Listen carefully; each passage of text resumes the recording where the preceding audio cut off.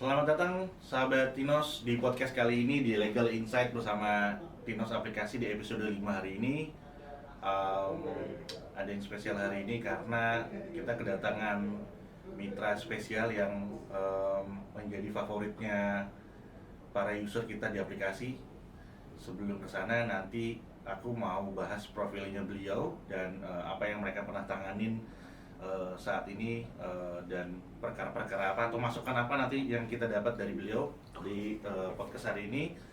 Sebelumnya saya ingin mengingatkan buat para user dan klien yang membutuhkan jasa konsultasi hukum atau pendampingan hukum melalui lawyer kami bisa langsung mendownload aplikasi Tinos pada Play Store dan website di tinos.co.id.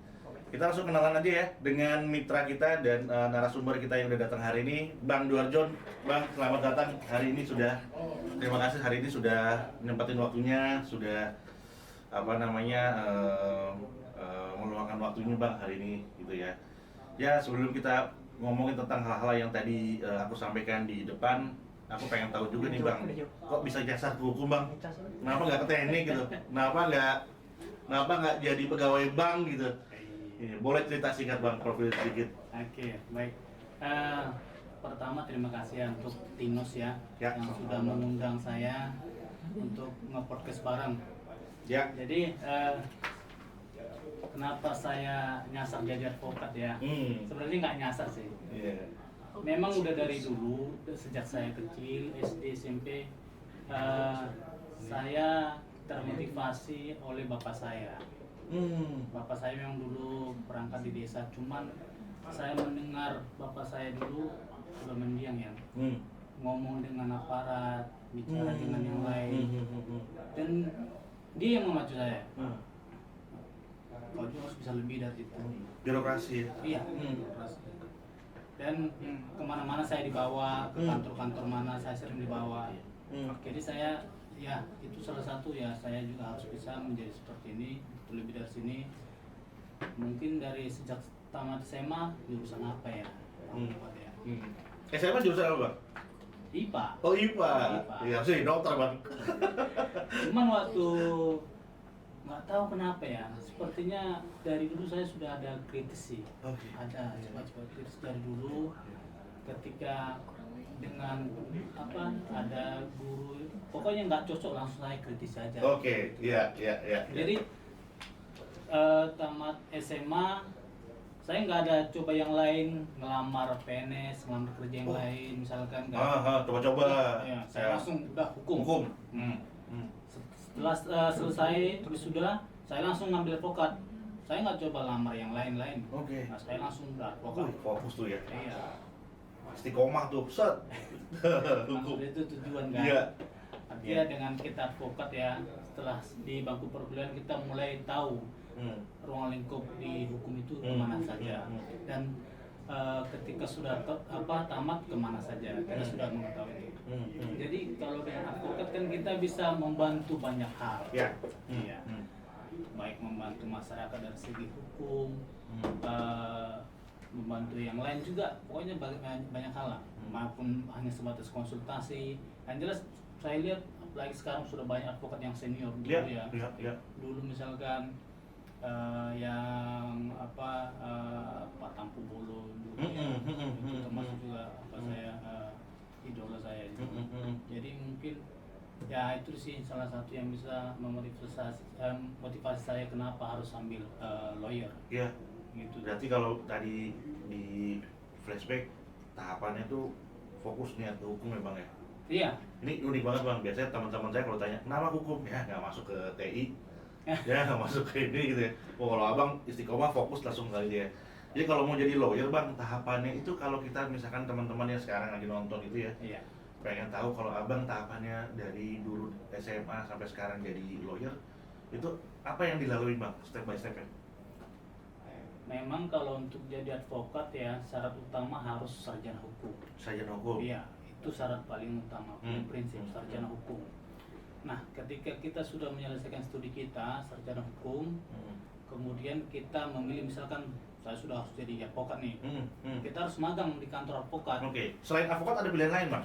Saya bisa ke instansi lain, misalkan kejaksaan, hakim, kepolisian, ya masih baik lagi. Memang kalau dibilang jurusan hukum ini bisa juga dibilang joker ya. Kemana saja sebenarnya bisa masuk. Iya, kalau hukum kemana saja bisa masuk. Ke perbankan bisa masuk. Iya betul, legal. Perusahaan juga terima semua, legal. Terima semua. Di rumah sakit juga ada legalnya. Betul. Jadi semua sebenarnya kita bisa masuk. Cuman memang prioritas saya memang tidak ada pilihan lain. Dan saya juga menjadikan advokat bukan pilihan alternatif pada saat itu. Iya. Tamat kuliah langsung magang dan langsung jadi advokat. Mantap. Itu tujuan. Jadi bagaimana caranya, apa syaratnya menjadi advokat? Itu tadi kita sarjana hukum, kemudian magang 2 tahun. Nah setelah sudah selesai magang 2 tahun, kita mengikuti yang namanya itu nanti dari organisasi advokat ada yang namanya PKPA. Apa tuh Bang? Pendidikan khusus. Profesi pendidikan khusus pelatihan advokat. Iya. Itu di luar kuliah dulu kan? Di luar kuliah. Itu syaratnya tunggu selesai kita sekolah lagi tuh. Sekolah lagi. Ya bisa dibilang sekolah lah. Itu lebih kurang 1 bulan 2 bulan. Ada pendidikan khususnya profesi advokatnya. Jadi ketika kita sudah selesai PKPA, kita masuk ke yang namanya ujian UPA, ujian profesi advokat. Nah, itu juga diselenggarakan oleh organisasi advokat. Nah, di UP ini, ujian ini, ya di situ kita dites apakah kita lulus menjadi advokat atau tidak. Memang banyak teman-teman advokat yang gagal di situ. Nah, apabila memang kita dinyatakan lulus di ujian profesi advokat, nah barulah kita bisa disumpah. Iya. Nah, setelah semua persyaratan tadi, sarjana hukum, mendapatkan surat keterangan magang di kantor advokat selama 2 tahun. Selesai PKPA, lulus ujian, barulah disumpah. Dan umur minimal 25 tahun. Itu berdasarkan undang-undang advokat. Gitu Bang. Menarik. Lalu Bang masih ingat nggak dulu nih kasus pertama kali atau perkara pertama kali yang ditangani? Dan lu dapetnya gimana tuh cara itu? Jadi kalau waktu kuliah saya memang sudah aktif di media sosial Bang. Kalau di Medan kan paling yang tenarnya di sana Facebook ya. Kalau di Jakarta Twitter mungkin ya. Iya. Dulu masih Facebook.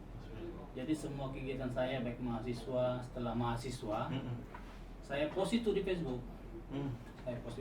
Nah, sehingga ya mungkin banyak orang mengenal. Setelah selesai kita mahasiswa dan advokat, ya kita nggak terlalu sulit lagi untuk memperkenalkan diri kita siapa. Nah, kegiatan kita di persidangan, pendampingan kita post terus di media sosial kita. Dari situ banyak orang yang inbox messenger. Pak mau konsul nih, boleh minta nomor gitu. Dari situ banyak dong klien kita. Nah, klien yang kasus yang pertama kali ya, yang kita yang pernah saya tangani itu kasus soal tanah. Tanah. Sengketa. Di mana tanah ini menurut klien saya dulu itu adalah tanah warisan orang tuanya. Tapi tanah ini sudah sekitar 20 tahun sudah dikuasai orang lain. Nah, dan berdasarkan keterangan dari lawan ini, orang lain ini, dia mengatakan sudah jual beli dengan orang tua klien saya. Iya, ini sering kejadian Bang. Di teman banyak cerita begini nih. Iya. Tiba-tiba dia bisa akad, tapi tanahnya itu sengketa loh. Iya. Bahkan sampai akad sama bank Bang. Iya benar. Jadi saya ceritain dulu ya soal yang saya tangani. Kasusnya itu tanah itu sudah dikuasai sekitar 20 tahun. Nah memang si klien saya ahli waris ya mereka nggak terima lah. Itu kan tanah orang tua kami. Itu dihasilkan dari keringat orang tua kami. Kami nggak mau gitu. Oke, kita dampingi pada saat itu. Kita dampingi ke surat kuasa, kemudian kita gugat. Kita gugat langsung si pihak lawan. Udah kita somasi, tidak ada tanggapan, langsung kita gugat. Nah setelah kita gugat, ya banyaklah jawab menjawab ya di persidangan ya. Akhirnya di pengadilan negeri itu kita menang, kan, dimenangkan, dan di banding juga kita dimenangkan. Jadi memang ya di situ dipacu kita untuk buat strategi gimana ya. Soalnya klien saya semua alasannya udah nggak ada lagi Bang. Bang ini yang dilawan advokat juga kan? Hah? Yang dilawan juga advokat juga kan? Yang dilawan itu bukan advokat, cuman mereka menggunakan advokat. Iya, maksud gua gitu. Abang juga menghadapi rekan sesama profesi juga maksudnya di pihak lawan kan? Iya. Nah, itu gimana tuh bisa adu strategi begitu tuh? Iya, kalau kita sesama advokat ya. Kan ilmunya sama bang, ya pasalnya sama, kitabnya sama gitu. Kalau bisa menang bisa kalah tuh ngacunya gimana ya? Ya memang ya kalau sesama advokat ya pasti tahu lah. Cuman Iya. kan ya kita ada cari slipnya di mana, kita harus menggunakan apa kan pasti tahu. Cuman ya strategi apa out of the box lain ya Iya, pada iya, saat iya, itu ya. iya. Pada saat itu sidang lapangan. Mm-mm. Hakimnya turun meninjau lokasi Mm-mm. sidang lapangan. Mm-mm. Saya sudah bisikin nih ke apa? Ke klien ahli waris. Bu, nanti kalau datang hakim, ini kan tanah ibu. Iya Pak. Kalau dirampas lah mau? Enggak Pak. Kalau datang hakim nanti, ibu harus menjerit, menangis, berguling-guling di tanah ini nggak apa-apa. Oh nggak apa-apa gitu, nggak apa-apa. Itu harus pulang. Ini tanah orang tuaku, bapakku, ini tulang bapakku ada di sini, ini harus kembalikan. Ibu begitu. Bisa gitu? Bisa nggak apa-apa. Oh, sampai di lapangan Guling-guling beneran? guling-guling di situ di depan majelis hakim, guling-guling ini tanah kami panggil tanah gitu ya. Jadi ya memang ya namanya juga kan majelis kan ya kan manusia juga. Iya, betul.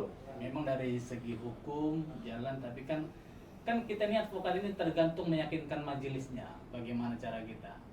Tapi kan advokat lawan abang kan juga melakukan hal yang sama. Pada saat itu enggak. Oh enggak. Ya memang kan begini Pak. Ketika walaupun kita ajari klien kita untuk begitu, Iya. kan banyak juga. Kalau memang itu enggak tanahnya kita ajari, agak susah juga. Oh ya. Buat drama gitu agak susah. Nggak bisa. Nggak ketemu. Nggak ketemu, Iya. ketahuan. Tapi karena ini memang tanahnya, tanah orang Tanahnya. tuanya, kita bisikin aja sedikit. Iya. Oh iya, Oh, langsung dapat Iya, dia. dapat. Nah, jadi ya memang aku nggak bilang itu menjadi buat menang. Cuman kan adalah salah satu supaya hakim itu gimana caranya. Begini, oh benar rupanya. Dari sekian bukti yang berarti benar. Kan kira-kira gitu. Iya, iya. Kalau kita ajukan misalnya bukti, fakta-fakta, Hmm. terus dia apa? Kita cuek-cuek. Iya, iya. Majelisnya Iya. Intuisinya jadi Iya, sendiri, nggak nggak dapet, dapet. kan? Iya.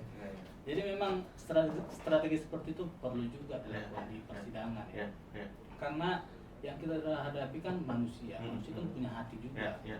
Mereka kan menilai itu kan masih pakai hati. Iya, oke. Jadi gimana caranya menggugah hatinya itu kan? Iya. Jadi ya kita dimenangkan, barulah ya bersyukurlah.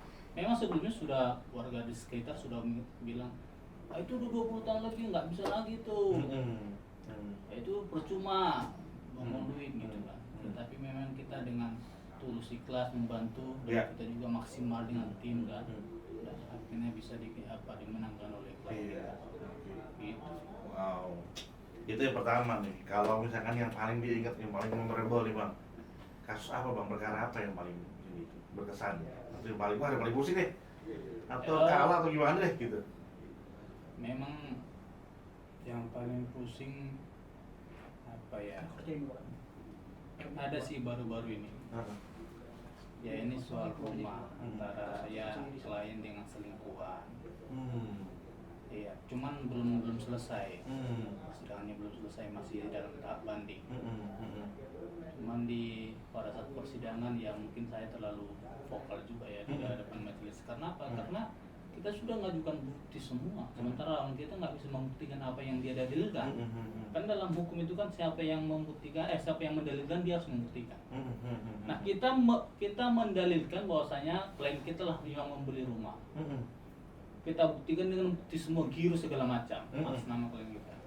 Yang sana mendalilkan dia lah yang membeli rumah dari gaji dia. Tapi nggak bisa dibuktikan berapa gajinya. Nah itu aku yang pada saat di persidangan ya saya agak frontal juga.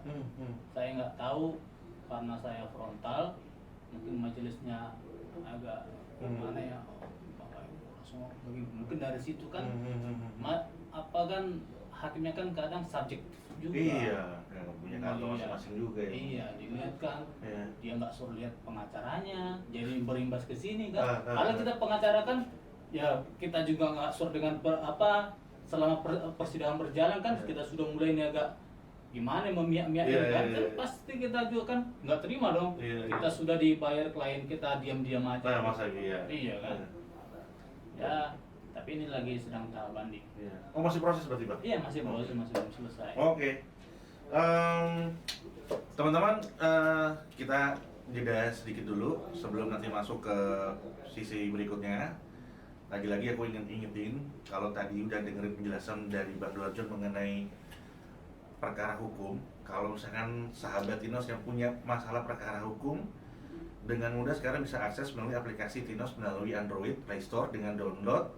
Lalu tinggal pilih mitranya, pilih lawyernya, bisa video call, bisa chat, bisa ketemu langsung. Oke, kita jeda dulu, kita balik ke sesi berikutnya. Terima kasih. Oke, kembali lagi kita mau bahas cerita selanjutnya dari mitra kita hari ini, Bang Duarjon. Kemarin tuh saya sempat baca research yang menyatakan bahwa sampai tahun ini, tahun 2023 terakhir, itu hanya 25, hampir 25% korban yang melapor terjadi tindak kriminalitas. Nah, banyak juga yang data itu kita sampaikan ke publik nanya, apa yang terjadi dengan 75%-nya gitu. Kan saya bukan orang hukum Bang, atau saya juga nggak ada berkecimpung di bidang itu. Saya berasumsi kayak, apa malu gitu mengungkapkan bahwa saya adalah seorang korban, apa juga takut karena ancaman dari pihak pelakunya gitu. Kalau menurut Abang itu kenapa fenomena, kenapa cuma ada 25% dari korban yang melapor bahwa dia adalah seorang korban? Ya. Kalau menurut saya, memang ada juga klien kemarin yang jelas dia sudah korban, sudah mau kita dampingi korban pelecehan. Tapi justru dianya nggak mau. Kita udah siap mau dampingi, tapi dia ragu. Kan kita heran, ini korban kenapa ya? Dia tidak mau ya. Jadi ternyata ada begini Pak. Pertama, memang banyak masyarakat kita yang masih tidak tahu tentang hukum. Nah, iya betul. Kemudian yang kedua, mereka malas buat laporan karena ribet. Ada mindset begitu, bikin laporan ribet. Kemudian yang ketiga, ada begini, bikin laporan biaya. Padahal sebenarnya kalau bikin laporan kan nggak ada pakai biaya. Cuman nggak tahu kenapa, jadi itu yang muncul di tengah-tengah masyarakat kita, sehingga mereka malas berurusan dengan hukum. Walaupun mereka korban, mereka udahlah ikhlasin aja lah, begitu. Nah, jadi ya itu dia, karena banyak masih ketidaktahuannya tentang hukum. Kemudian mereka takut seperti yang Abang bilang tadi. Kalau dilaporkan apakah langsung mendapat intimidasi dari yang terlapor? Ada juga, bisa juga begitu kan. Langsung kalau diancam kan. Jadi memang ya disitulah sebenarnya perannya advokat. Kan advokat ini banyak yang pro bono, pro bono yang gratis kan, banyak juga yang memang berbayar ya. Cuman ya disitulah peran advokat untuk membantu masyarakat yang buta hukum. Dia sudah korban tapi dengan masa traumanya dia nggak berani keluar rumah. Ya disitulah kita melakukan pendekatan, apa sih masalahnya, nanti kita dampingi, kita jamin nggak terjadi apa-apa. Nah sebenarnya harus begitu. Nah kalau dari kesimpulannya tadi Bang, kalau saya ditanya adalah masyarakat ngadepin hukum ini yang paling sulit adalah dari sisi mana ya Bang? Dari lapornya tadi dia juga udah takut gitu ya. Terus dia mau menyelesaikan dia punya masalah aja juga bingung gitu Bang. Jadi di kepolisian itu ya biasa kalau kita bikin laporan kan memang tidak bisa langsung diproses cepat. Karena apa? Pertama, jumlah personel Polri-nya kan masih kurang, terbatas ya, apalagi di daerah-daerah. Betul. Jadi Kemudian yang kedua, kenapa tidak langsung cepat diproses, banyak laporan lain. Betul. Jadi memang di situ karena kurangnya personal itu tadi, sehingga oh iya laporannya banyak yang antri. Kecuali kalau memang ada yang misalkan kejadian yang langsung viral gitu, itu langsung cepat dong diproseskan. Jadi memang masyarakat itu yang dikhawatirkannya bikin laporan percuma, keluarin biaya. Kan banyak gitu yang bilang bikin laporan kita udah korban, kita udah kehilangan, kita bayar lagi. Jadi 2 kali kena dong. Kan gitu kan. Tapi sebenarnya nggak ada sih yang bayar. Kepolisian itu gratis. Iya. Oke. Nah, jadi kalau misalkan masyarakat menghadapi sebuah perkara hukum, kadang nunggu kejadian dulu bang ya. Padahal kalau menurut saya penting juga kayak misalkan seorang pengusaha bang gitu ya. Pengusaha itu juga erat dengan, kemarin kita sempat bahas dengan mitra kita bicara tentang aspek hukum dalam bisnis bang, ya kan. Ketika dia mengambil keputusan atau mengambil kebijakan atau langkah bisnis, itu juga kadang kalau menurut kami itu perlu konsultasi juga dengan lawyer bang. Karena takutnya langkah yang diambil itu punya aspek hukum yang bersinggungan dengan kebijakan itu gitu. Nah jadi kalau saya simpulkan buat sahabat Tinos yang punya masalah hukum, belum tentu punya masalah dulu nih baru download aplikasi Tinos.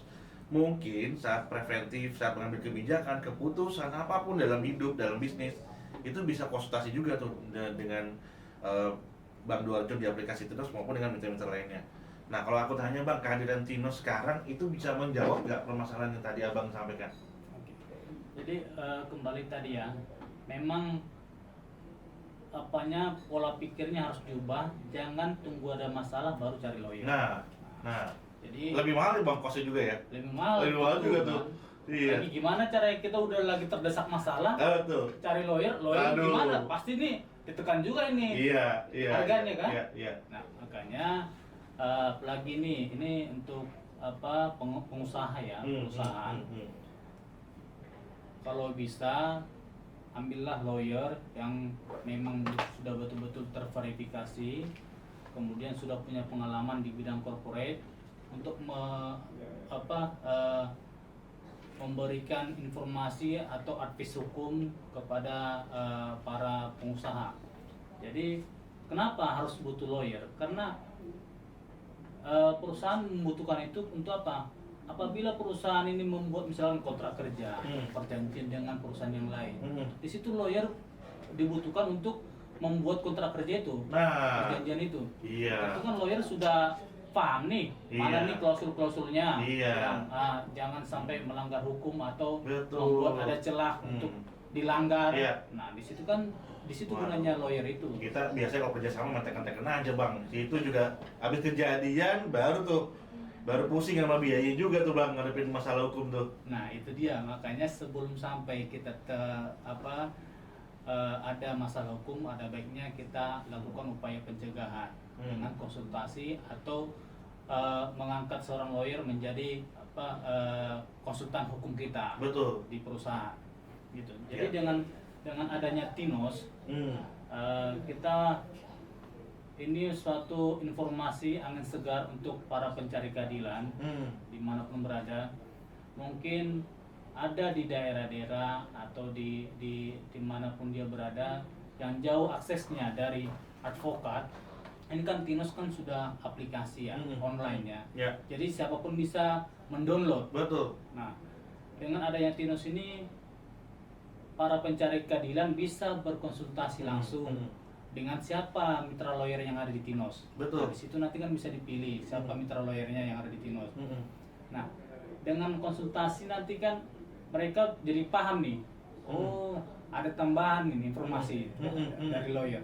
Jadi memang Tinos ini dengan adanya aplikasi Tinos ini menjadi terobosan baru bagi para pencari keadilan agar bisa lebih mencegah adanya permasalahan hukum ke depan. Jadi dengan adanya misalkan Tinos langsung download, minta konsultasi, langsung video call, tanyakan apa permasalahan hukumnya atau yang akan terjadi. Jadi lawyer kan bisa memberikan informasi dan gimana kiat-kiat supaya terlepas dari jeratan hukum. Itu. Oke.